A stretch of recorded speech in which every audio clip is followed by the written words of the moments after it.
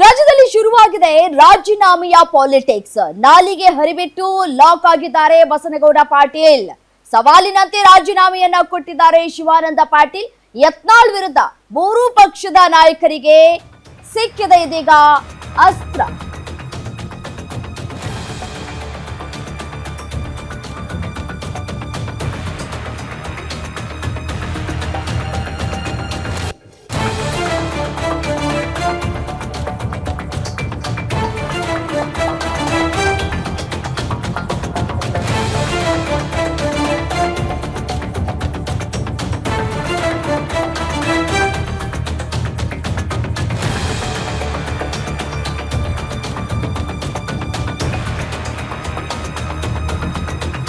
ಶಿವಾನಂದ ಪಾಟೀಲ್ ಹಾಗೂ ಕಾಶಪ್ಪನ್ ಅವರಿಗೆ ಸವಾಲ್ ಹಾಕಿದ್ರು ಯತ್ನಾಳ್. ಅಪ್ಪನಿಗೆ ಹುಟ್ಟಿದ್ರೆ ರಾಜೀನಾಮೆ ಕೊಡಿ ಅಂತ ಸವಾಲ್ ಹಾಕಿದ್ರು. ಷರತ್ತನ್ನ ಹಾಕಿ ಇದೀಗ ರಾಜೀನಾಮೆಯನ್ನ ಕೊಟ್ಟಿದ್ದಾರೆ ಶಿವಾನಂದ ಪಾಟೀಲ್. ಆದ್ರೆ ಅಂದು ಸವಾಲ್ ಹಾಕಿದ್ದ ಯತ್ನಾಳ್ ಈಗ ಯಾಕೆ ಸೈಲೆಂಟ್ ಆಗಿದ್ದಾರೆ?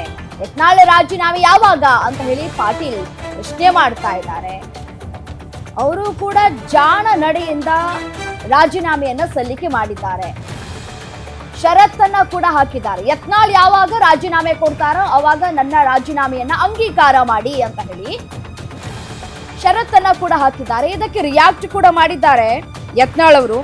ಇವ್ರಿಗೆ ನಿಜಕ್ಕೂ ತಾಕತ್ತಿದ್ರೆ ಸರಿಯಾದ ರೀತಿಯಲ್ಲಿ ರಾಜೀನಾಮೆ ಕೊಟ್ಟು ಅಸಲಿ ಹೋರಾಟಕ್ಕೆ ಸಜ್ಜಾಗ್ಲಿ ಅಂತ ಹೇಳಿ ಬಸನಗೌಡ ಪಾಟೀಲ್ ಯತ್ನಾಳ್ ಹೇಳಿಕೆಯನ್ನ ಕೊಟ್ಟಿದ್ದಾರೆ.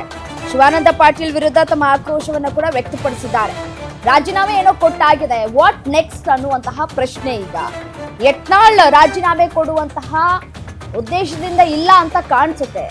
ಸವಾಲೇನೋ ಹಾಕಿದ್ರು, ಬಟ್ ಆದ್ರೆ ಸವಾಲ್ ಸ್ವೀಕರಿಸಿದಂತಹ ಪಾಟೀಲ್ ಈಗಾಗಲೇ ರಾಜೀನಾಮೆಯನ್ನ ಕೊಟ್ಟಿದ್ದಾರೆ. ಹೇಗೋ ರಾಜೀನಾಮೆ ಕೊಟ್ರಲ್ಲ, ಇದೆಲ್ಲವೂ ಕೂಡ ರಾಜಕೀಯದ ಚದುರಂಗದಾಟ ಅಷ್ಟೇ ಅಂತ ಹೇಳಿ ಒಂದಷ್ಟು ಚರ್ಚೆಗಳು ಕೂಡ ಆಗ್ತಾ ಇದೆ.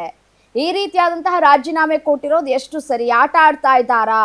ಕ್ಷೇತ್ರದ ಜನರ ಸಮಸ್ಯೆಯನ್ನ ಆಲಿಸೋದ್ ಬಿಟ್ಟು ಇವರು ಕಚ್ಚಾಡ್ಕೊಳ್ತಾ ಇದ್ದಾರೆ ಅಂತ ಹೇಳಿ ಇದೀಗ ಜನರು ತಮ್ಮ ಆಕ್ರೋಶವನ್ನ ಕೂಡ ವ್ಯಕ್ತಪಡಿಸ್ತಾ ಇದ್ದಾರೆ.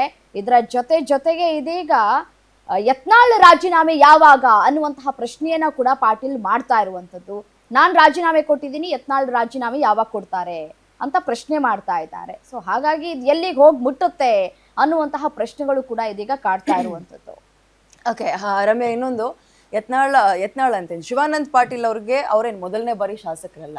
ರಾಜೀನಾಮೆ ಪತ್ರ ಹೇಗಿರುತ್ತೆ ಅಂತ ಯಾರಿಗೂ ಗೊತ್ತಿಲ್ವಾ? ಅದಕ್ಕೆ ಹೇಳಿದ್ದು ಮೊದಲನೇ ಬಾರಿ ಆಯ್ಕೆ ಆಗಿರುವ ಶಾಸಕರಲ್ಲ, ಸಚಿವರು ಹಲವಾರು ಬಾರಿ ಗೆದ್ದಿದ್ದಾರೆ. ರಾಜೀನಾಮೆ ಪತ್ರ ಹೇಗಿರುತ್ತೆ ಅನ್ನುವಂಥದ್ದು ಗೊತ್ತಿರಲ್ವಾ? ಕಂಡೀಷನ್ ಹಾಕಿ ಯಾರಾದ್ರೂ ರಾಜೀನಾಮೆಯನ್ನ ಕೊಡ್ತಾರಾ? ಅದು ಅಸಿಂಧು ಆಗತ್ತೆ, ಅದು ಅಪ್ರೂವ್ ಆಗಲ್ಲ ಅನ್ನುವಂಥದ್ದು ಗೊತ್ತಿದ್ದ ಇವೆಲ್ಲವೂ ಹೈ ಡ್ರಾಮಾ. ಒಂದ್ ಕಡೆ ಹೈ ಡ್ರಾಮಾ, ಮತ್ತೊಂದ್ ಕಡೆ ಯತ್ನಾಳ್ ಅವರು ಇದೀಗ ಬಿಜೆಪಿ ಪಕ್ಷಕ್ಕೆ ಹೋಗಿ ಬಂದು ತಿವಿತಾ ಇದ್ರು. ಪಕ್ಷವನ್ನ ಬಿಟ್ಟರು ಕೂಡ ಆ ಬಿಜೆಪಿ ಪಕ್ಷಕ್ಕೆ, ಮತ್ತೊಂದ್ ಕಡೆ ಕಾಂಗ್ರೆಸ್ ಪಕ್ಷಕ್ಕೆ, ಎಲ್ಲ ಪಕ್ಷಕ್ಕೂ ಆಹಾರ ಹತ್ತು ಆಗಿದ್ದಾರೆ. ಈಗ ಶಿವಾನಂದ್ ಪಾಟೀಲ್ ನೀವು ಹೇಳ್ದಂಗೆ ರಾಜೀನಾಮೆ ಕೊಟ್ಟಿದ್ರಲ್ಲ, ನೀವು ಕೊಡ್ರಿ ಅಂತ ಅವ್ರಿಗೆ ಮಾತಾಡಕ್ ಒಂದು ಅವಕಾಶ ಸಿಕ್ಕಿದೆ ಒಂದು.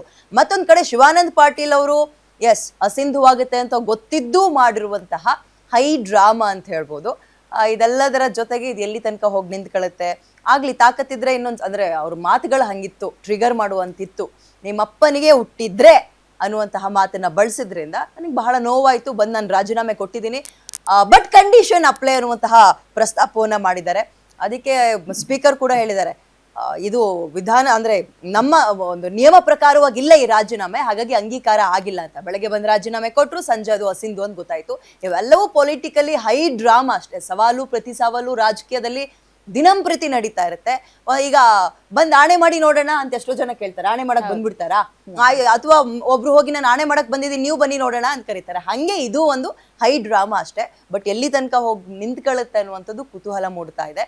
ಯತ್ನಾಳ್ ಅವರ ರಿಯಾಕ್ಷನ್ ಇದಕ್ಕೆ ಮುಂದಕ್ಕೆ ಹೇಗಿರುತ್ತೆ ಅನ್ನುವಂಥದ್ದನ್ನ ನ್ಯಾಯಯುತವಾಗಿ ಅವ್ರು ಕೊಡ್ಲಿ ರಾಜೀನಾಮೆ ಅಂತಂದ್ರೆ ಆಮೇಲೆ ಬಂದು ಹಂಗಾರೆ ಕೊಟ್ಬಿಡ್ತಾರ ಯತ್ನಾಳ್ ಅವರು?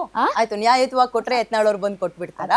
ಒಂದು ಅದನ್ನೇ ಹೇಳಿದ್ದು, ಶಿವಾನಂದ್ ಪಾಟೀಲ್ ಅವ್ರಿಗೆ ರಾಜೀನಾಮೆ ಹೇಗಿರುತ್ತೆ ಅನ್ನುವಂಥದ್ದು ಗೊತ್ತಿಲ್ವಾ? ಹಂಗಾದ್ರೆ ಹೇಗ್ ಬರಿಬೇಕು ಅನ್ನೋದು ಗೊತ್ತಿಲ್ವಾ? ಅದ್ರಲ್ಲಿ ಕಂಡೀಷನ್ಸ್ ಎಲ್ಲ ಅಪ್ಲೈ ಮಾಡಕ್ ಆಗತ್ತಾ? ಅದಕ್ಕೆ ಹೇಳಿದ್ದು ಆರಂಭದಲ್ಲಿ, ಅವ್ರೇನು ಮೊದಲನೇ ಬಾರಿಗೆ ಆಯ್ಕೆ ಆಗಿರುವಂತಹ ಶಾಸಕ ಏನಲ್ಲ, ಸಚಿವರು, ಹಲವಾರು ಬಾರಿ ಗೆದ್ದಿರುವಂತವ್ರು.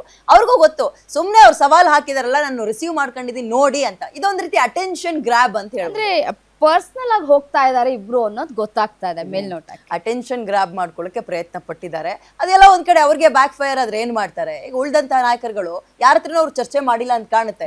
ಹಿಂಗ್ ಆಗುತ್ತೆ, ಹಿಂಗ್ ಮಾಡ್ತೀನಿ ಅಂತ. ಎಸ್